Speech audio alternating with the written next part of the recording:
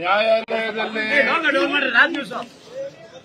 ನಮ್ಮ ಅಡ್ವೊಕೇಟ್ ಅವರು ನ್ಯಾಯವಾದಿಗಳು ಎಳೆಯಾಗಿ ಯಾವ ರೀತಿ ಪೊಲೀಸರು ಸಿಟಿ ರವಿ ಅವರನ್ನ ಅರೆಸ್ಟ್ ಮಾಡಿದ ನಂತರದಲ್ಲಿ ಯಾವ ರೀತಿ ದೌರ್ಜನ್ಯವನ್ನು ಎಸಗಿದ್ದಾರೆ, ಮುಖ ತೋರಿಸಿ ಅಂದ್ರೆ ಎಲ್ಲ ತರ ಮುಗಿಡಿತಾರೆ.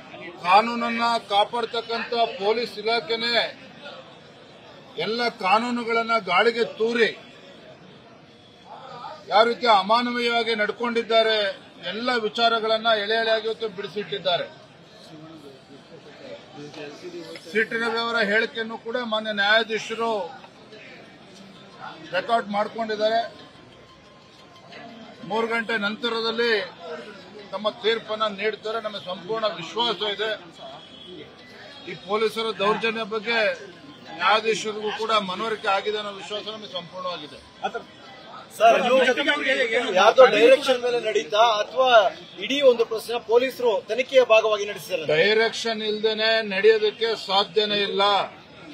ಮಾನ್ಯ ಸಿಟಿ ರವಿ ಅವರು ತಮ್ಮ ಹೇಳಿಕೆಯನ್ನು ಕೂಡ ದಾಖಲು ಮಾಡಿದ್ದಾರೆ. ಅರ್ಧ ಗಂಟೆಗೂ ಸಹ ಏನವ್ರಿಗೆ ಫೋನ್ ಬರ್ತಿತ್ತು, ಪೊಲೀಸ್ ಅಧಿಕಾರಿಗಳು ಜೀಪಲ್ಲಿದ್ರು, ಸ್ಕಾರ್ಪಿಯೋದಲ್ಲಿದ್ರು. ಸಿಟಿ ರವಿ ಇದ್ದಂತ ಸ್ಕಾರ್ಪಿಯೋದಲ್ಲಿ ಏನ್ ಪೊಲೀಸ್ ಅಧಿಕಾರಿಗಳು ಇದ್ರು, ಪ್ರತಿ ಅರ್ಧ ಗಂಟೆಗೂ ಡೈರೆಕ್ಷನ್ಸ್ ಬರ್ತಾ ಇತ್ತು.